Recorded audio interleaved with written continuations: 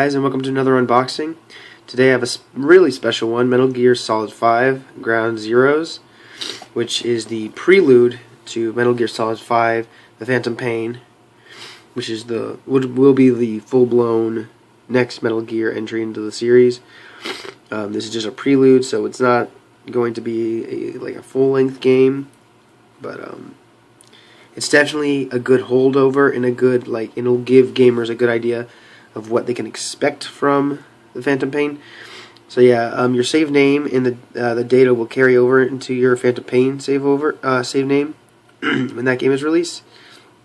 And also, I guess you can also unlock bonuses, like maybe equipments and stuff and items. Yeah, items right there. It says right there in the Phantom Pain with your save name for this game. So yeah, quick note. I thought this was really interesting and interesting enough to point out.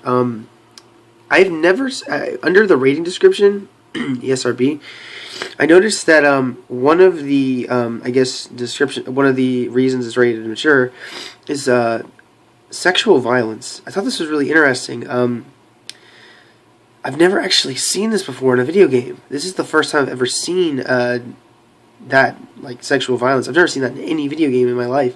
So this game might be doing something different, something so different enough so that they had to actually add a new disclaimer under the ratings. So I thought that was interesting and worth pointing out. And one more thing, I didn't know this until I actually picked up the game, but it includes what's called a deja vu mission, which is a mission.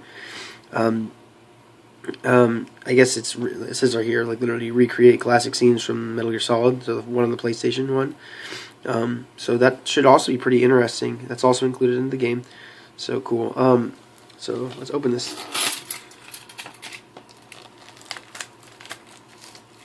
Let me focus. There we go. Oof, okay. I'm really excited to play this game for many reasons. Number one, Metal Gear has been my favorite game series since I played and finished the first one on the PlayStation 1. But I mean, if you've watched my videos, you know that I say that I have 3 favorite video game series. But another reason why I'm excited to play this, because I mean, it's Metal Gear. Well, this is I mean, in my opinion, is going to be the first globally released, successful, and good Japanese developed game. Many people can argue that Knack, is a Japanese game, because it is. I mean, it was that game was developed by Japan Studio, which is a Sony computer entertainment studio in Japan. But the game plays like a Western game, and I'm sure everybody who's played that game will agree. Now, one thing I really like about this game already, the case anyway, is it has a backing. I love it when games do this, especially multi-plat games. I love it when the company takes the time to literally give it a custom backing, even though it's a multi-plat game, because it makes it feel more authentic. Traditionally, Metal Gear, since Metal Gear Solid 1 has been a PlayStation exclusive series, but after the release of Metal Gear Solid 4, when the collection was released, the HD collection, that was released on the Xbox 360, and also it's worth noting that I think it was called Substance. It was the basically director's cut version of Metal Gear Solid 2. When that was released, it was also released on the Xbox and the PC. So Metal Gear is traditionally, the Solid series is traditionally only on PlayStation, but in recent years, you found it to be available on many other systems. So you can get a majority of the games on different systems. You can get the first one on the GameCube. You can get the second and third one on 360. You can get the second one on Xbox. You can only get the fourth one on PlayStation 4.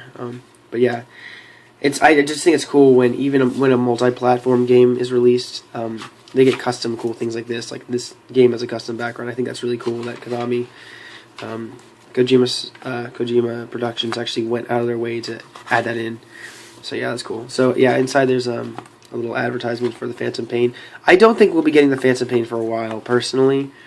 I think that's also one of the reasons why they released Ground Zeroes, just to really hold you over, because that game's not going to be released for a while. I think it might be released in 2015, or at the latest 2016, but we're definitely not going to see it this year. Anyway, so yeah, I cannot wait to play this game. Finally, a really, really good Japanese developed game is released globally. I mean, that's one thing I know has been lacking with the next gen. Is so far everything has been European or North American released games, which I don't have a problem with. Especially, I mean, I really don't have a problem with that. But there's such a lack of Japanese support in the U.S. so far. So finally, we get a good one. Knack's good. I like Knack, but it just does. It feels so Western. It's like I almost don't even count it.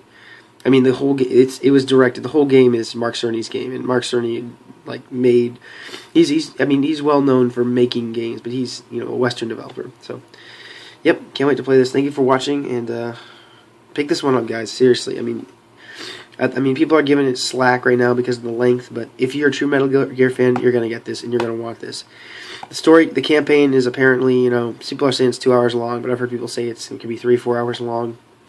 And also, I mean, there's so many missions to do. Like, apparently, there's a lot of missions that you can do, and I guarantee that if you get like a 100% save on this game, a lot of good content is going to carry over into the Phantom Pain. So, if you're a Metal Gear fan, that in itself is more than worth it to definitely dedicate time into this. I was reading an article, I think it was Game Informer, and they were saying that you can put at least 8 or 9 hours into the game if you get a complete save, and that's worth it to me. It really is. So yeah, thanks for watching.